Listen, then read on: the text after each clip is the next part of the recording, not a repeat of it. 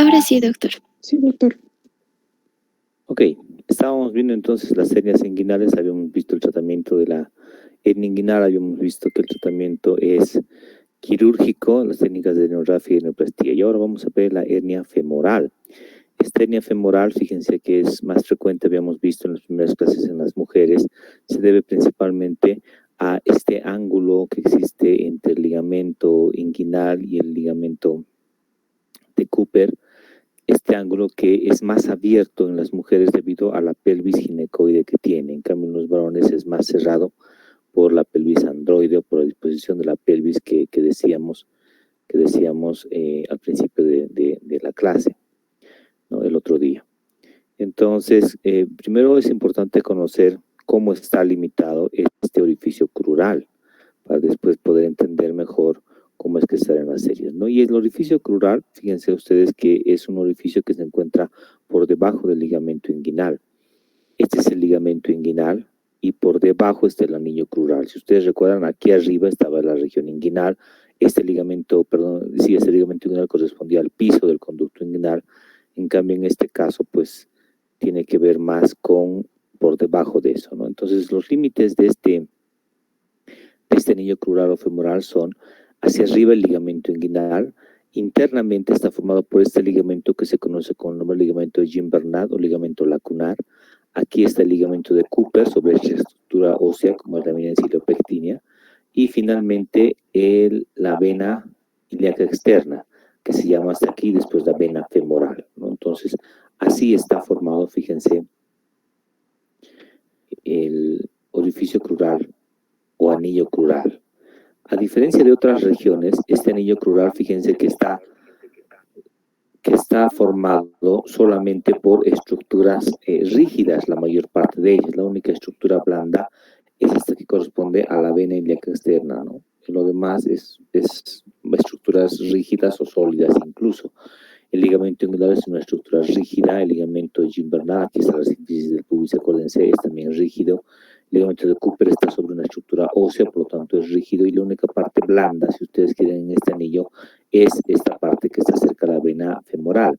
Ahora bien, esto hace que el tamaño de esta hernia no sea tan grande como en otras hernias, ¿no? En la mayoría de las hernias, a medida que pasan el tiempo, el anillo herniario va creciendo, aumentando de tamaño, y por eso hay hernias que realmente son grandes.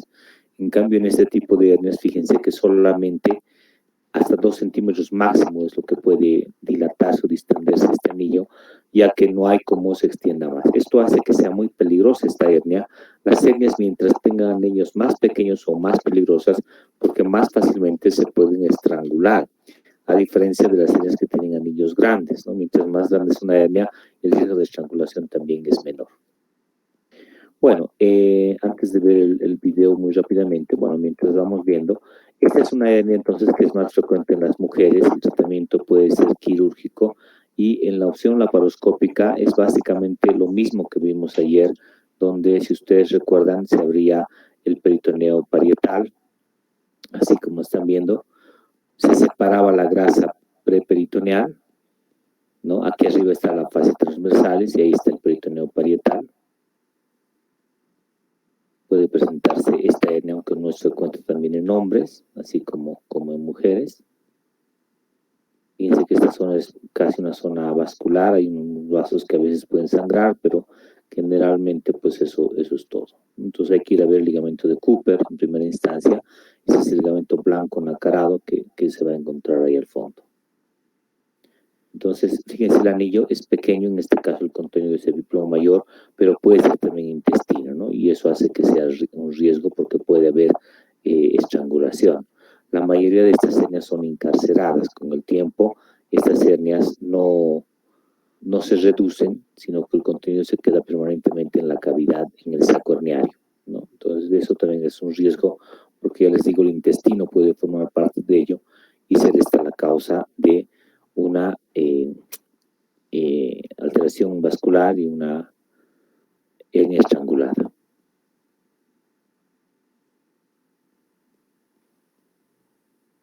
Entonces aquí se ha abierto un poco el peritoneo parietal para intentar liberar mejor. A pesar de eso, fíjense que es complicado y no se logra liberar del todo, ¿no? Esto es lo que se ha abierto en el peritoneo parietal. Entonces, fíjense que de afuera se está empujando, reduciendo el saco herniario, y desde adentro pues se va estirando para tratar de reducirlo, ¿no? Aquí no se puede cortar estructuras, acuérdense que está el ligamento inguinal arriba, está la vena ilíaca externa en la parte interna, entonces por eso no se puede abrir o cortar, no, simplemente hay que reducir. A veces se puede prolongar un poquito o cortar hacia el ligamento invernal, ¿no? Hacia ese lado se puede abrir la mayor parte de las veces, pero hay que tratar de evitar eso. Entonces, fíjense cómo se reduce el saco, ya está completamente reducido el contenido. Entonces, aquí está el orificio de la hernia.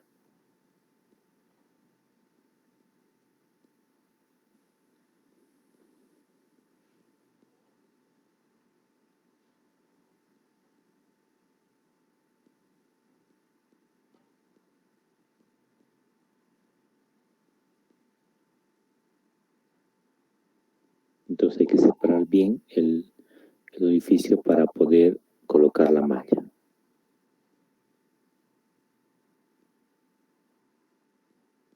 ¿No? Este es el orificio. Eso es lo que se ha abierto en el peritoneo parietal.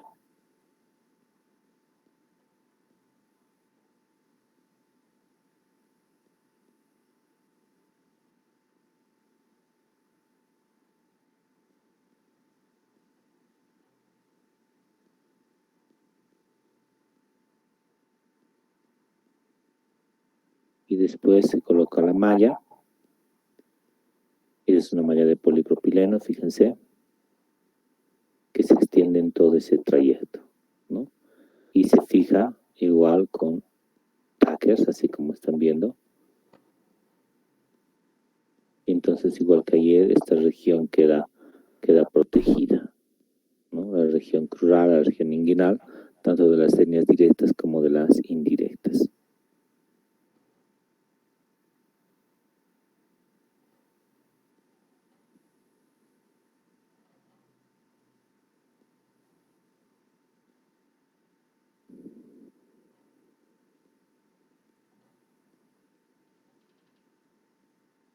Y bueno, finalmente se cierra así como hemos visto ayer, un cierre con puntos, un surgir continuo en esta región. Bueno, ahora vamos a ver las hernias ventrales, que son hernias que salen en la línea media, ese tipo de hernias. Y las hernias que salen en la línea media pueden clasificarse en hernias umbilicales o pueden subdividirse, si quieren, en hernias umbilicales. Hernias epigástricas, las que salen entre el ombligo y el apéndice sifoides, y las hernias hipogástricas, las que salen entre el ombligo y el pubis, ¿no? Dentro de ellas está la hernia de Spiegel, que vamos a ver ahorita también en qué consiste.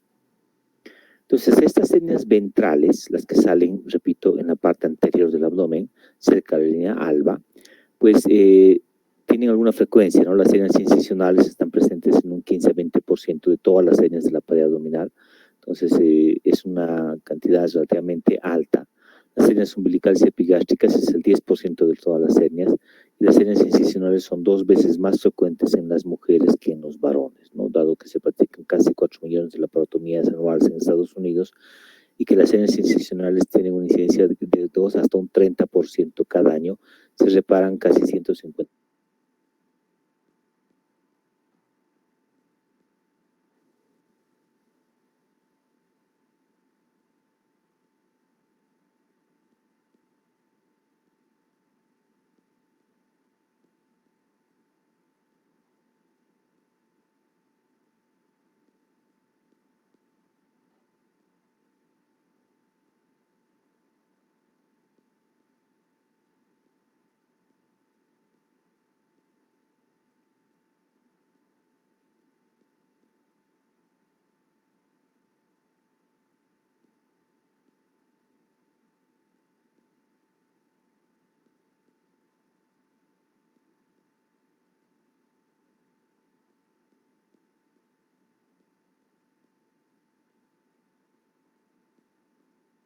%, inclusive, ¿no?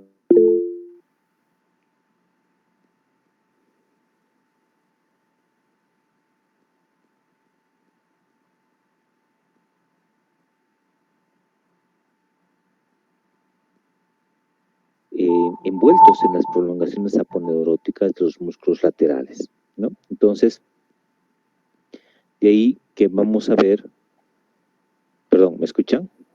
Doctor, disculpe, dejo de presentar y por un momento se cortó su audio. Ya, ¿ahora me escuchan o también está cortado? Sí, le escuchamos, doctor. Sí, le escuchamos, pero no vemos la presentación. ¿Cómo no? Pues sí le estoy mostrando hasta las preguntas del examen. No, doctor, está... Dejó de compartir, doctor, hace un momento, se fue su internet. Ah, pues no me han dicho. ¿Y por qué dejé de compartir si yo nunca habré de dejar de compartir? Es que su internet. Internet es el problema, ¿verdad? Ya, voy a cambiar de internet. Voy a aumentar la cantidad de megas. ¿Se ve ahora o no? Ahora sí se ve, doctor. Sí, doctor. ¿Vieron el video? Sí, Sí, el video lo vi. sí. Ah, ya, ¿vieron? No, doctor. El video sí, doctor, perdón. Desde la anterior diapositiva de porcentajes no se veía, al menos en mi caso no se escuchó nada. ¿Esto Sí, qué? doctor, desde incidencias más o menos. Sí, Ok. exacto. Que se Sí, cortó. doctor. Ya, si se vuelve a cortar, avísame, por favor. ¿Ya? Gracias, Ok, doctor. bueno, ok. Estas son las incidencias que ya habíamos mencionado antes, ¿no? Las incisionales que son relativamente frecuentes, fíjense, hasta un 20%, las umbilicales y epigástricas hasta un 10% del total de hernias.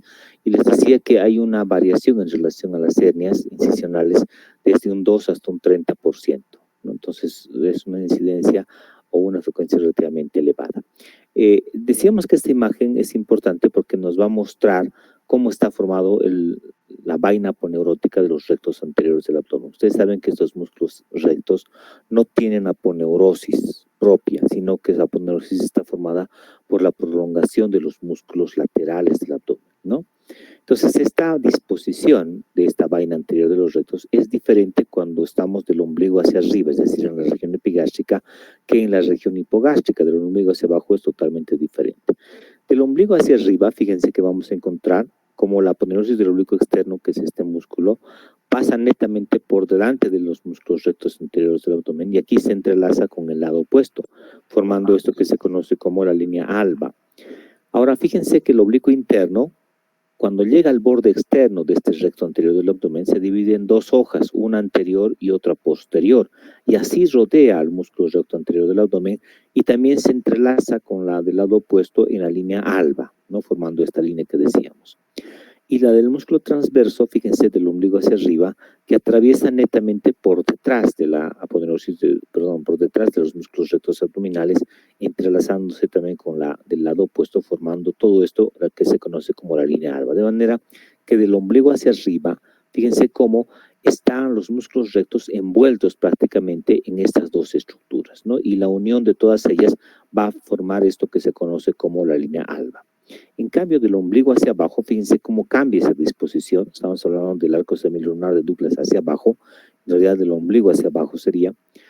Fíjense que las tres aponeurosis de los músculos laterales pasan todas por delante de los músculos rectos, ¿no? Formando también parte de lo que es la línea alba, pero por detrás de estos músculos rectos solamente está formado ahora, fíjense, por la fase transversal, es la grasa preperitoneal y el peritoneo parietal. Esto hace que del ombligo hacia abajo, es decir, en la región hipogástrica, haya más riesgo de que el paciente tenga hernia incisional por esta disposición del plano aponeurótico. Y si ustedes recuerdan, hay la mayoría o hay más incisiones, más bien infraumbilicales que supraumbilicales. Cuando vamos a hacer una apendicectomía, hacemos una incisión infraumbilical. A veces en algunas cesáreas se hace una incisión media y también es infraumbilical, ¿verdad? En algunos casos de quistes de ovario, embarazos ectópicos rotos, etcétera, o patología obstructiva a nivel de intestino grueso delgado, las incisiones casi siempre son infraumbilicales. Por lo tanto, eso hace que aumente el riesgo para una hernia incisional. Entonces, ¿cómo se clasifican estas hernias ventrales?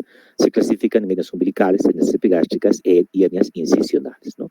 La hernia umbilical es una hernia que sale por la cicatriz umbilical, ¿no? Ya hemos visto, si ustedes recuerdan, a principios de la charla, hace casi una semana, que existe una hernia umbilical del lactante, ¿no? Eso se produce por una falta de cierre de este orificio umbilical, pero habíamos visto que eso con el tiempo en muchos pacientes, en la mayoría, se cierra solito hasta el segundo año. y después incluso había que esperar, si ustedes recuerdan, hasta el 4.º año, y ahí recién a partir del 5.º año, si es que no se ha cerrado, recién era quirúrgico. En esos pacientes en que se ha cerrado esa cicatriz umbilical y después se ha vuelto a abrir, a eso se conoce como hernia umbilical, ¿no? Puede volver a abrirse a nivel de, o en la edad infantil, en la edad de la adolescencia, adultez o en la tercera edad. La mayoría de las pacientes con hernia umbilical son pacientes en gestación, o las mujeres durante su etapa reproductiva. Por el crecimiento del útero hay un aumento de la presión intraabdominal, una distensión de la pared intraabdominal, y eso predispone a que se abra nuevamente esta cicatriz umbilical y que las pacientes tengan, por lo tanto, hernia umbilical, ¿no? La hernia umbilical, que puede ser muy pequeñita, desde medir apenas 5 milímetros o menos, y con el tiempo ir creciendo, ¿no? Algunas pacientes tienen el parto normal, el parto vaginal, y no se operan de la hernia. Entonces, cada vez que van a hacer algún esfuerzo físico, etcétera, aumenta más el anillo y va creciendo, ¿no? En algunas pacientes, durante muchos años que no se han operado, pues han ido creciendo estas hernias, y a veces, fíjense que son hernias realmente grandes, a veces con pérdida de derecho a domicilio inclusive. Cuando vamos a ver un paciente con una hernia umbilical, dentro de los estudios que vamos a pedir de laboratorio, van a ser precisamente la ecografía de pared abdominal, que nos va a mostrar la hernia o el defecto herniario, ¿no? Entonces ahí vamos a ver el anillo herniario, vamos a ver el tamaño del anillo herniario y vamos a ver el defecto herniario, además del saco, ¿no? Entonces el imagenólogo nos va a medir el tamaño, así como están viendo. Esta es una medición del anillo. Fíjense el contenido, que puede ser intestino delgado, puede ser epíplomo mayor. Además, ya habíamos visto que una ecografía nos puede mostrar además el flujo vascular, en el caso de que la hernia no fuera reducible, y así podemos saber si la hernia está estrangulada o solamente encarcerada. Pero además de ver eso, fíjense que es importante pedir a la paciente, en nuestro medio por lo menos, una ecografía abdominal, además de ecografía de partes blandas o de pared abdominal, porque nos interesa saber si la paciente tiene o no cálculos en la vesícula. Esta imagen que están viendo es la vesícula biliar. Fíjense que en su interior hay un cálculo. Esta es la sombra acústica posterior o sombra sónica posterior. Entonces, ¿por qué es importante saber que una mujer tiene cálculos en la vesícula? Obviamente el tratamiento de esta hernia es quirúrgico. No hay ningún medicamento ni tratamiento médico que haga que esto vuelva a ser como antes. La única opción es cerrar ese defecto utilizando la sutura y utilizando la colocación de una malla. Y también es cierto que a menos que esté complicada la hernia, no se opera durante el embarazo, sino hay que esperar que la paciente dé a luz, ya sea por cesárea o por vía vaginal, y después recién se planifica el tratamiento de la hernia. A veces, cuando es cesárea lo que se realiza en los pacientes, en el mismo acto quirúrgico se puede hacer ya la reparación de este defecto, ¿no? Y si es un parto vaginal, pues hay que esperar generalmente entre 3 a 6 meses para recién reparar. Cuando vamos a reparar la hernia umbilical, vamos a dejar una malla en esta parte, ¿no? Y al dejar una malla, estamos prácticamente sellando el ingreso hacia la cavidad peritoneal, de manera que cualquier otra cirugía por esta región va a ser más difícil porque se pierde la anatomía y porque además hay que cortar una malla para ingresar a la cavidad peritoneal. Y si la paciente tenía cálculos en la vesícula y en algún momento tenemos que operarla por vía laparoscópica, va a ser más complicado porque ustedes saben que en las técnicas, en la mayoría de las técnicas laparoscópicas, la región umbilical sirve para introducir la cámara, ¿no? El puerto umbilical número 10, de 10 milímetros para introducir la cámara. Entonces, como va a haber una malla en el futuro, pues va a ser más difícil que podamos operarla. Por eso, en estas pacientes se prefiere hacer las dos cirugías al mismo tiempo. Es decir, al mismo paciente hacemos el tratamiento de la colecistectomía por vía laparoscópica y después cerramos el defecto hernario, ¿no? Ya hay un orificio aquí, eso nos ayuda a que por ahí ingrese el primer trocar, que es el trocar de la cámara. Bueno, dentro de las técnicas de reparación de la hernia umbilical tenemos básicamente dos técnicas de herniorrafia. Si ustedes recuerdan, esto han debido ver en técnica quirúrgica, la técnica de Mayo y la técnica de seno, ¿no? Esas son dos técnicas en las que se opera. Entonces, lo primero que hacemos es llegar a la región umbilical, así como están viendo. Esta es la región umbilical, este es el ombligo, fíjense, y vamos a reducir el defecto herniario y cerrar el peritoneo parietal, ¿no? Esto que están viendo es el peritoneo que está cerrado.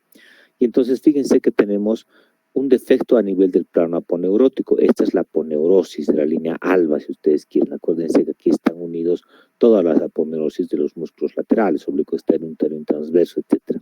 Tenemos entonces una solución de continuidad donde hay una hoja superior, esta aponeurótica, y una hoja inferior, esta aponeurótica. En esta técnica de Mayo, lo que hacemos es aplicar la hoja superior sobre la hoja inferior, ¿no? Si nosotros viéramos eso en una imagen, fíjense, tuviéramos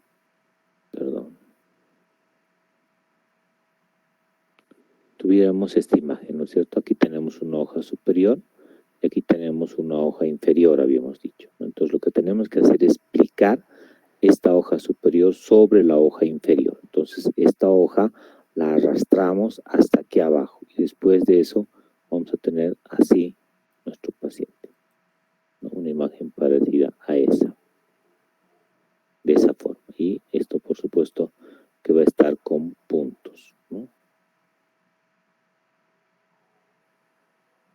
Entonces esa es la técnica de Mayo, donde la hoja superior va sobre la hoja inferior, ¿no? Si viéramos esta misma técnica en otro corte o en otra imagen, vamos a encontrar que la hoja inferior sería esta y la hoja superior sería esta, ¿verdad? Aquí estaría la hoja superior y aquí estaría la hoja inferior, porque la cabeza del paciente estaría aquí y aquí estarían las extremidades del paciente, extremidades inferiores, ¿verdad? Entonces esta es la región umbilical, ¿ya? Así nos encontraríamos. Entonces, en esa técnica de Mayo, lo que hacemos es explicar, ¿no? Voy a hacer con otro color para que se entienda lo que estamos haciendo. Entonces, esta hoja superior, esta, la vamos a prolongar sobre la hoja inferior, así. ¿Ya? A eso se llama aplicatura de la hoja superior sobre la hoja inferior. Nosotros hemos pasado por encima de esto, ¿ya? Entonces, esa es la técnica de Mayo para esta reparación. Si ustedes ven, esta hoja superior al final pasa sobre la hoja inferior. Eso se llama aplicatura de la hoja superior sobre la hoja inferior. A esta técnica también se conoce como técnica chaleco-pantalón, porque el chaleco viene a ser como la hoja superior y el pantalón la hoja inferior. El chaleco siempre va encima del pantalón, ¿no? Es muy raro que vean a alguien vestirse con su chaleco dentro del pantalón, ¿no? Estamos hablando de la vestimenta clásica, ¿ya?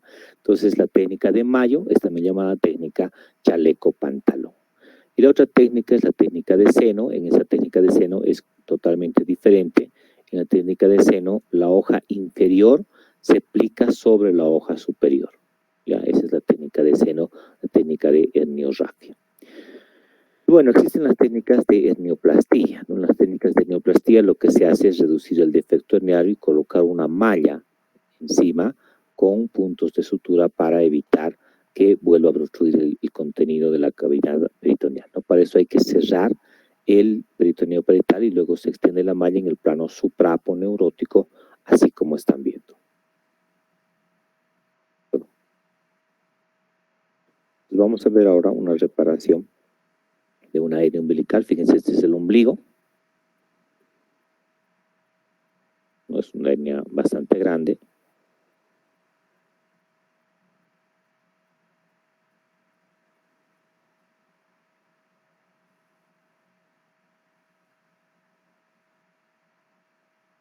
Hay que tener cuidado en el ombligo porque generalmente el saco herniario está pegado a la piel. Esto que están viendo en blanco es la piel del paciente. Fíjense cómo está pegado a esto que están viendo casi en rosado, que es el saco de la hernia, ¿no? Entonces hay que separar con mucho cuidado el saco de la piel y después hay que llegar hasta el plano aponeurótico.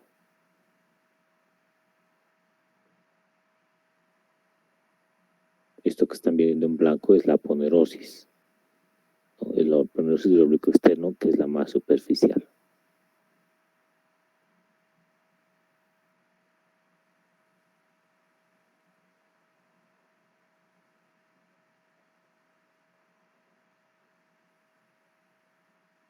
Entonces ahí está, fíjense, cerca al anillo herniario, ¿no?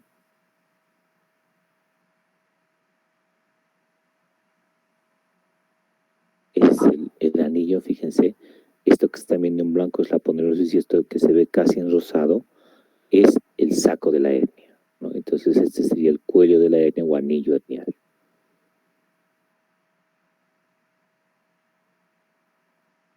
Entonces ahora se está abriendo ese cuello de la hernia para ver el contenido. No se está abriendo el saco. Fíjense, en este caso el contenido es epiplón mayor, pero también puede haber estado el intestino delgado incluso en su interior. Hay que tener cuidado porque a veces el intestino puede estar también aquí en el saco.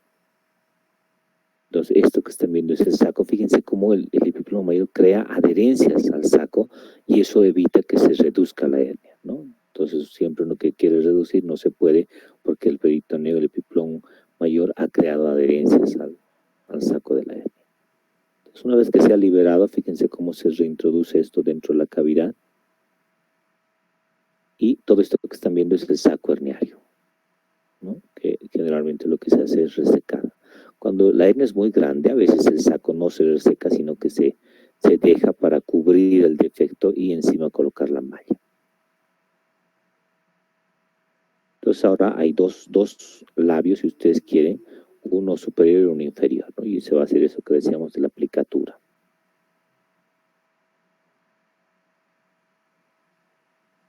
Estos puntos son de colchonero,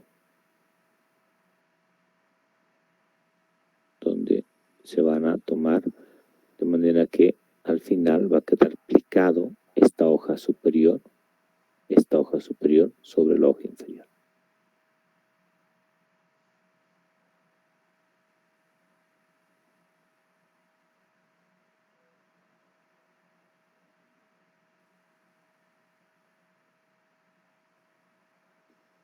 En realidad, esta es la hoja superior que va a ir sobre la hoja inferior, ¿no? La mayor parte de las veces esto se hace con puntos separados, precisamente para ver bien cuando vayamos a poner los puntos y al final se van a lograr todos esos puntos, ¿no? Aquí se está utilizando un material como es el Bicril para hacer este procedimiento. Entonces ahora fíjense cómo esta hoja avanza sobre la hoja inferior.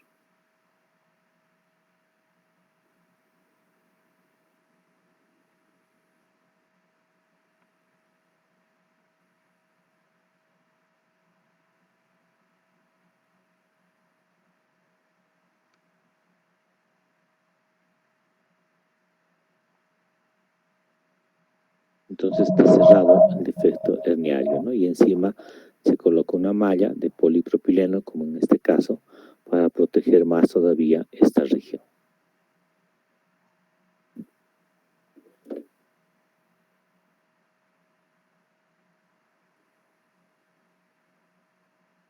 Hay que tener cuidado al colocar la malla. Fíjense que la malla sufre una disminución con el tiempo, hasta un 30-40% el tamaño disminuye de la malla. Entonces, si uno coloca mallas muy justitas, pegadas a lo que se ha suturado, con el tiempo se puede abrir eso y nuevamente volver a salir una hernia, ¿no? A tener una residuo. Por eso siempre hay que dejar entre 4 y 6 centímetros en realidad de malla alrededor del defecto.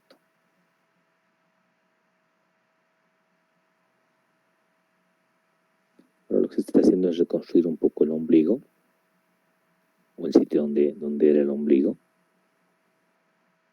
Y después se pone puntos subcuticulares o puntos en el tejido celular subcutáneo. Ven que con esos puntos se hace casi como un nuevo ombligo,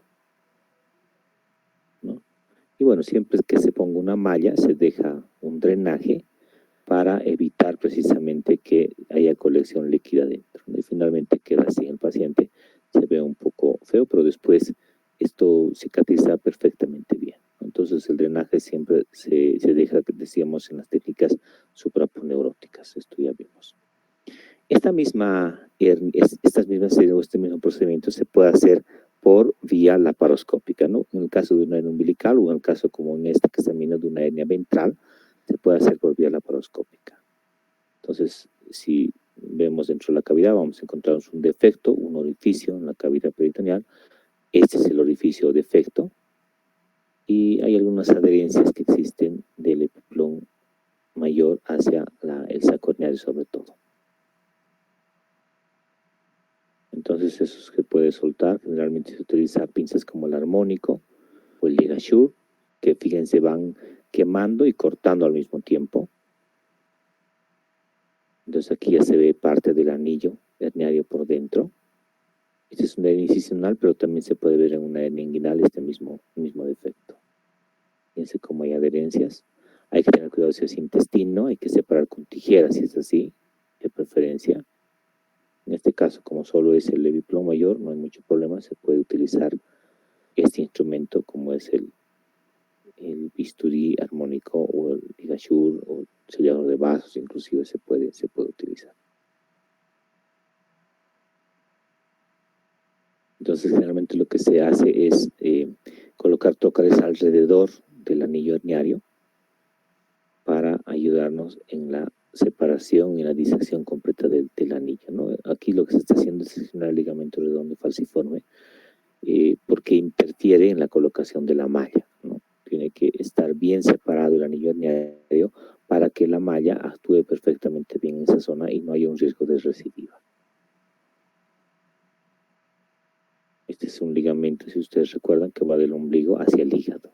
Aquí vemos el diafragma, la silueta cardíaca del diafragma, ¿no? Hay que tener cuidado en esto porque se puede perfectamente perforar el diafragma, ya que a este nivel el músculo diafragmático es muy delgado. Bueno, entonces queda así, fíjense, abierta ya libre la zona de la hernia. Y ahora lo que se hace es colocar la malla, ¿no? Y para suturar la malla se puede colocar estos puntos, así como están viendo. Se puede también colocar tackers o, como en este caso, colocar puntos para fijar la malla. Esta es una aguja especial que es como un crochet. Fíjense que engarza y se cierra, ¿no? Antes lo que se hacía era directamente colocar aquí la malla y colocar tackers, ¿no? Hoy en día se prefiere cerrar el defecto herniario, ya que si se cierra el defecto herniario, se ha visto que es menos la posibilidad de que el paciente haga seromas a futuro. Entonces, por eso se colocan estos puntos para cerrar este defecto herniario.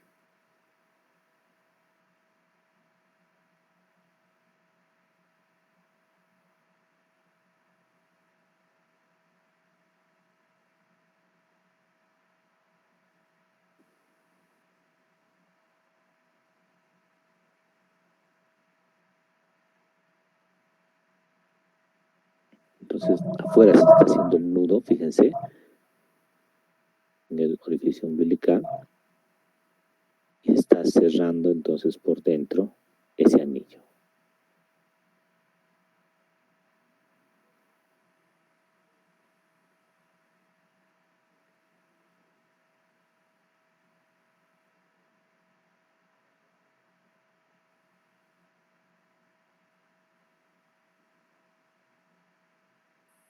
Vamos a adelantar un poco el video. Esta es la malla, fíjense, la que se va a colocar en esa zona, ¿no? Se prepara de esa forma para introducir a la cavidad. Estos puntos son puntos cardinales que vamos a ver ahorita que ayudan en la fijación de la malla.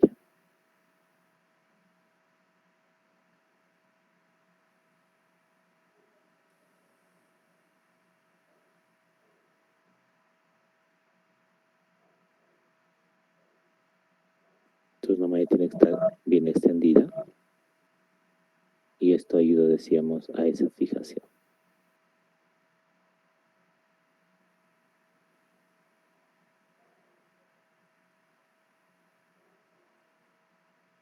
Y después de haber fijado con esos puntos, lo siguiente que se hace generalmente es fijarla con estos tackers, ¿no? Que pueden ser absorbibles, los mismos que vimos, ¿se acuerdan ustedes?, en la fijación de la malla ligamento de Cooper, ¿no? Esta es una malla que es mixta o compuesta. De un lado tiene como un film, fíjense, es como si tuviera una película de aceite. Esto hace que no se pegue las asas de intestino. Del otro lado es polipropileno, que hace que se adhiera muy bien hacia el tejido celular, hacia el tejido peritoneal, perdón. Y entonces esta es una malla compuesta. Las hernias epigástricas son hernias que salen del ombligo hacia el apéndice sifoides. Generalmente esto ocurre por dilatación de los espacios vasculares, ¿no? Si ustedes recuerdan, cuando nosotros vemos un poco la arquitectura de este plano aponeurótico, vamos a ver que la aponeurosis es así, en la cavidad, y hay arterias y venas que atraviesan esta aponeurosis desde la piel o el tejido celular subcutáneo hasta el espacio preperitoneal y viceversa, ¿no? Entonces, esas van a perforar esta aponeurosis y esos se llaman vasos perforantes. Entonces, si nosotros viéramos eso en una imagen de arriba, veríamos orificios pequeños por donde atraviesan esos vasos, ¿no? Por eso se llaman vasos perforantes a ellos. En algunos pacientes, estos orificios por donde atraviesan esos vasos sanguíneos se dilatan, ¿no? Entonces se hacen orificios cada vez más grandes y entonces ahí es donde aparecen las hernias epigástricas, ¿no? Entonces vamos a encontrar verdaderos orificios, a veces muy próximos, varios de estos orificios, y en general lo primero que protruye aquí, por estos orificios así constituidos, si viéramos después que se ha producido el defecto, veríamos varios orificios o zonas de continuidad. Y entonces, si ustedes recuerdan, aquí abajo de esto está la fascia transversalis, ¿verdad? Aquí está la fascia transversalis, debajo de la fascia transversalis está la grasa preperitoneal y más abajo está el peritoneo parietal. Entonces, en estas hernias epigástricas, en realidad lo que primero protruye es la fascia transversalis. Entonces, ustedes van a ver varios de estos así, juntos, que son la fascia transversalis, ¿no? Que es la que se ha introducido en este defecto. Y fíjense que lo primero que protruye también como contenido es la grasa preperitoneal. Entonces aquí tenemos tejido adiposo preperitoneal, lo primero que pasa. El peritoneo todavía no, porque son orificios pequeños. Cuando varios de estos van a crecer y van a unirse, varios de estos, entonces esto va creciendo a ambos lados y se van a unir, ahí recién fíjense que se va a constituir en un verdadero defecto, ¿no? En una hernia con la protrusión ahora sí, ya no solamente de la fascia transversalis, sino una protrusión del peritoneo parietal formando el saco, y ahora sí también de la cavidad puede ser intestino o puede ser epíclo mayor el contenido. Entonces al principio es nada más que orificios pequeños con muchos sacos que tienen que ver con el peritoneo parietal, con la fascia transversalis, ¿no? Y entonces vamos a ver hernias que no se reducen, que son muy dolorosas en el paciente. Cuando uno presiona presenta mucho dolor este tipo de hernias en el paciente, no reducibles, y en algunos casos van a ser recién las hernias evidenciar hernias verdaderas con el contenido de intestino, epíclo mayor, etc. Ya también son consideradas hernias porque hay un defecto en la pared, un orificio, hay un saco herniario que está formado en este caso por la fascia transversalis y hay un contenido que está formado por la grasa preperitoneal, ¿no? Por eso se llama hernias epigástricas, ¿ya?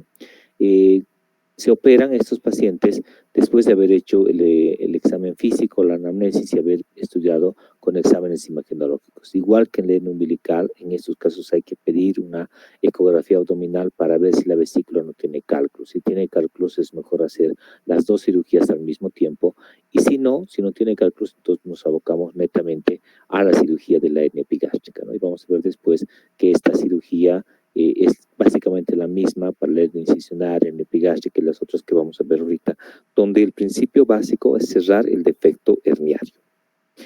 Bueno, estamos a tiempo, ya estamos en el tiempo, y mañana entonces terminaríamos esta parte de pared abdominal.